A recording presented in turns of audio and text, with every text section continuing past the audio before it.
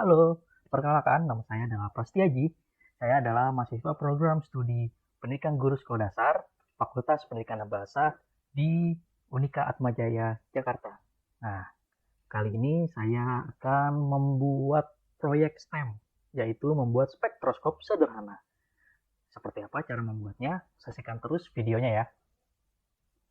Oke, sebelum masuk ke dalam proses pembuatan, pertama yang dilakukan adalah siapkan alat dan bahannya terlebih dahulu. Nah, kita bisa lihat alat dan bahannya di sini. Oke, saya akan menyebutkan satu persatu. Yang pertama ada penggaris, lalu ada karton silinder. Nah, karton silinder ini saya dapatkan dari bekas tempat satu kok. Tahu kan yang ini kok untuk bermain bulu tangkis. Nah, itu tempatnya. Karena di sini bahan karton silindernya terlalu tebal, maka saya tambahkan cutter untuk memotong. Selanjutnya ada senter, isolasi listrik atau lakban hitam yang kecil, lalu ada kuas, pensil, karton hitam, cat air, CD atau DVD bekas, busur derajat, lalu ada gunting. Oke. Nah, ini alat-alat untuk membuat spektroskop sederhana. Selanjutnya, proses pembuatannya. Nah, ini proses pembuatannya. Kita mulai ya. Pertama, kita membuat tanda dulu di 3 cm dari ujung karton silindernya. Bisa kita lihat 1, 2, 3. 3 cm ya. Nah, kurang lebih 3 cm seperti ini. Nah, setelah kita membuat tanda di sini menggunakan pensil, selanjutnya adalah dengan karton hitam kita bungkus karton silindernya, lalu dipasin di tandanya. Nah, dari sini dengan bantuan si karton hitam ini untuk membuat garis di sekeliling karton silinder ini. Nah, udah jadi. Lalu langkah ketiga adalah pegang busur derajat pada titik 0 derajat atau sudut 0 derajat pada garis yang telah digambar tadi menggunakan pensil ya. 0 derajat di sini, lalu buatlah tanda pada sudut 30 derajat. Nah, kita bisa lihat di sini, bisa dilihat dari 0, 10, 20 dan 30 derajat di sini. Kita buat garis miring seperti ini. Nah, lalu pindahkan busur derajat di arah berlawanan. Nah, buatlah sama seperti sebelumnya, itu 30 derajat. Jadi 2 garis hampir bertemu. Nah, seperti ini agar 2 garis miring hampir bertemu. Selanjutnya, langkah kelima ialah perpanjang garis miring ini sampai ke garis pensil yang telah dibuat tadi menggunakan penggaris. Nah, perpanjang garis 2 garis miring tadi hingga membentuk segitiga.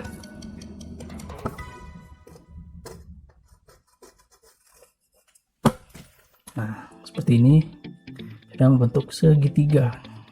Lalu yang keenam adalah pada sisi yang berlawanan dari segitiga ini. Nah, berarti di sisi ini yang kosong, gambarlah sebuah persegi panjang dengan tinggi 2 cm dan lebar 1 cm di atas garis awal tadi, di garis ini, di atas ini.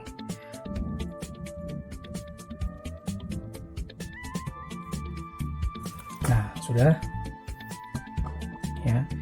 Ini letaknya pada sisi yang berlawanan dari segitiga. Nah, lalu saya akan memotong 2 garis miring yang saya bikin tadi ya. Saya memotong ini dan memotong persegi panjangnya. Dalam pemotongan ini, jika kalian tidak bisa memotongnya, kalian bisa serahkan kepada orang dewasa yang bisa memotong 2 garis miring dan persegi panjangnya, karena ini harus hati-hati ya.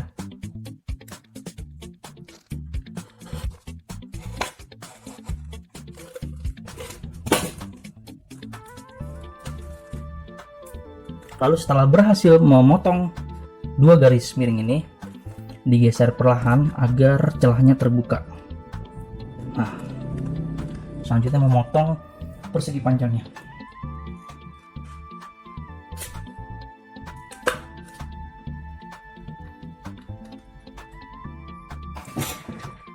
Nah, sekarang sudah jadi lubang seperti jendela. Langkah ke-9 adalah mewarnai tabung silindernya menggunakan cat air dan kuas. Oke.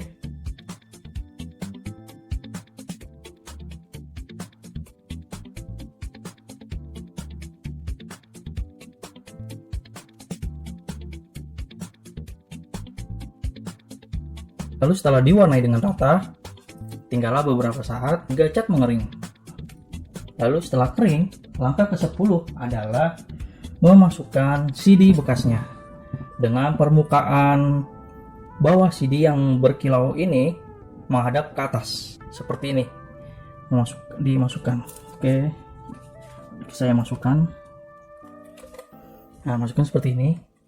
Ini kurang dalam ya.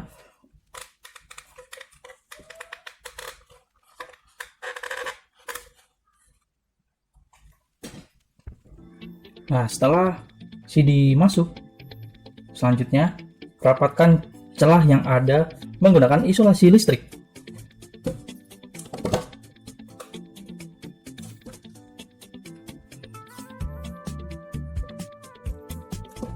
Selanjutnya langkah ke-12, pada bagian bawah silinder tutupi dengan isolasi listrik sehingga cahaya tidak akan masuk.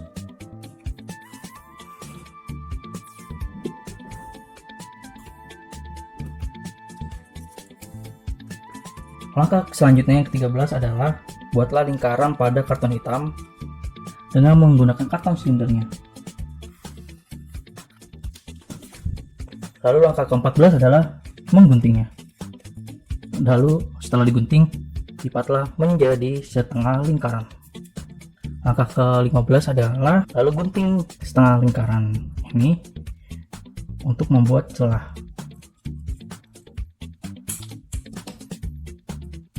Nah, jadi seperti ini. Setelah membuat celah pada karton hitam, lalu pasangkan pada ujung atas karton silinder seperti ini. Nah, peletakannya horizontal ke arah seperti ini, tidak seperti ini melainkan seperti ini dengan menggunakan isolasi listrik.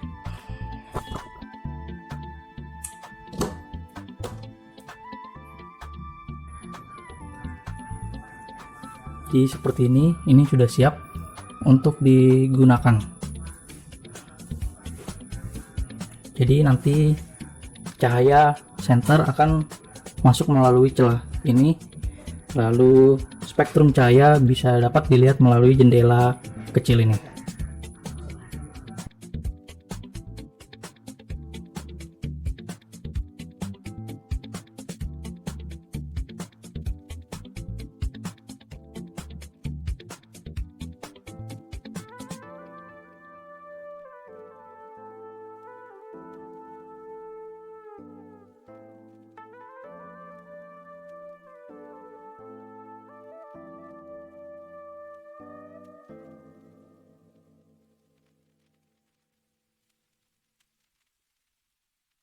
Kalian tadi sudah lihat kan proses pembuatannya bagaimana. Kita bisa lihat di akhir itu spektrum warnanya terlihat. Selanjutnya saya akan menjelaskan bagaimana cara kerjanya. Cara kerja alat ini yaitu jika cahaya putih masuk ke dalam spektroskop dan mengenai permukaan CD, maka cahaya putih akan dipantulkan dan mengalami peristiwa penguraian menjadi berbagai warna. Nah, seperti ini cahaya masuk di seperti tanda panah kuning ini dipantulkan oleh CD dan warnanya diuraikan oleh CD dan bisa dilihat oleh mata kita warna-warnanya. Lanjut, analisis materi. Nah, melalui kegiatan ini kita bisa melihat bahwa cahaya putih ternyata tersusun dari berbagai warna yang berbeda-beda. Kaitan dengan mata pelajaran IPA ISD kelas 4 pada KD 3.7 menerapkan sifat-sifat cahaya dan keterkaitannya dengan indera penglihatan. Materinya adalah materi sifat-sifat cahaya. Nah, terutama sifat-sifat cahaya yaitu cahaya dapat dipantulkan dan diuraikan. Mengapa cahaya dapat dipantulkan? Karena sifat cahaya itu kan memantulkan. Jika cahaya mengenai objek, maka objek itu akan memantulkan cahaya dan dilihat oleh mata kita. Seperti ini yang spektroskopnya, cahaya pada warna kuning ini, pada warna kuning masuk melalui celah spektroskop lalu mengenai objek CD yang mempunyai permukaan yang berkilau, lalu dari situ cahaya diuraikan seperti pelangi sehabis hujan. Cahaya matahari mengenai embun-embun air habis hujan lalu merefleksikan warna-warna berbeda, menguraikan warna-warna yang berbeda dari cahaya mataharinya. Selanjutnya analisis mata yang kedua, kaitan dengan mata pelajaran matematika SD di kelas 4 KD 3.12 menjelaskan dan menentukan ukuran sudut pada bangun datar dalam satuan baku dengan menggunakan busur derajat pada materi pengukuran sudut. Nah, agar cahaya yang menyentuh permukaan CD dapat dipantulkan dan diuraikan menjadi berbagai warna, maka CD harus berada pada sudut yang tepat. Pada panduan disarankan berada pada sudut kemiringan 30 derajat. Seperti tadi, bagaimana saya membuatnya itu pada sudut 30 derajat ya. Selanjutnya, kendala dan modifikasi. Di sini yang dimaksud adalah kendala dan modifikasi. Kendala yang saya temukan saat melakukan proyek STEAM ini adalah spektrum warna tidak terlihat. Hal yang saya lakukan untuk membuat terlihat adalah menurunkan sudut kemiringan, yaitu melakukan modifikasi. Yang tadinya 30 derajat saya turunkan sedikit 29 derajat, masih tidak terlihat karena cahaya pada 30 derajat hampir sama seperti 29 derajat seperti ini, hanya memantulkan cahaya aslinya, cahaya putih, tidak menguraikan cahayanya. Selanjutnya saya turunkan ke 27 derajat.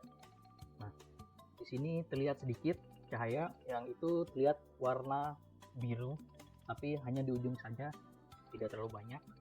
Lalu saya turunkan kembali menjadi 25 derajat, tidak ada bedanya. Ini lebih, warna birunya terlihat lebih banyak daripada kemiringan 27 derajat. Selanjutnya saya turunkan kembali pada 24 derajat. Di sini warna putih terurai menjadi warna biru. Di sini terlihat lebih banyak dibanding kemiringan 25 derajat. Selanjutnya saya turunkan menjadi 22 derajat. Di sini sudah hampir terlihat warna-warna, yaitu udah terlihat warna hijau dan warna kuning di ujung sini. Nah, dari sini masih belum cukup diturunkan sudut kemiringannya.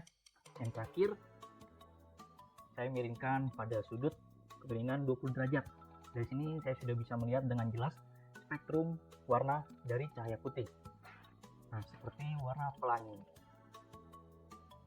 Ini merupakan kendala dalam kasus saya. Saya tidak tahu jika kalian ingin membuat lalu pada kemiringan berapa cahaya dapat terlihat. Tapi pastikan jika ingin mengubah atau modifikasi caranya, kalian harus step by step atau langkah demi langkah menurunkan CD-nya ya. Nah, seperti itu kendala dan modifikasi yang saya lakukan pada proyek spektroskop kali ini.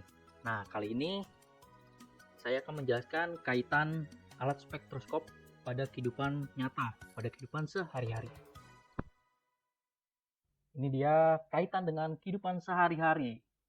Kita bisa tahu bahwa masing-masing unsur kimia menghasilkan cahaya dengan spektrum berbeda saat terbakar. Ahli kimia menggunakan spektroskop untuk mempelajari cahaya yang dikeluarkan oleh unsur-unsur dalam zat yang berbeda ketika dibakar. Selanjutnya, selain itu spektroskop dipakai juga oleh para astronom. Para astronom menggunakan spektroskop untuk mempelajari cahaya dari bintang. Dari baris di spektrum, mereka dapat mengetahui elemen apa saja yang menyusun suatu bintang. Nah, contohnya adalah teleskop luar angkasa Hubble. Nah, ini adalah teleskop yang berada di luar angkasa. Nah, teleskop ini selain mengandalkan kamera untuk menangkap suatu objek galaksi atau bintang, teleskop ini juga mengandalkan spektroskopnya untuk memberitahu, untuk mengirim data kepada para astronom. Lalu para astronom dapat mengetahui elemen apa saja yang menyusun suatu bintang tersebut yang ditangkap oleh teleskop Hubble ini. Oke, kayak kalian sekarang sudah tahu gunanya spektroskop di kehidupan nyata. Sekian video dari saya, semoga videonya bermanfaat untuk kalian yang ingin mencoba. Saya ucapkan terima kasih.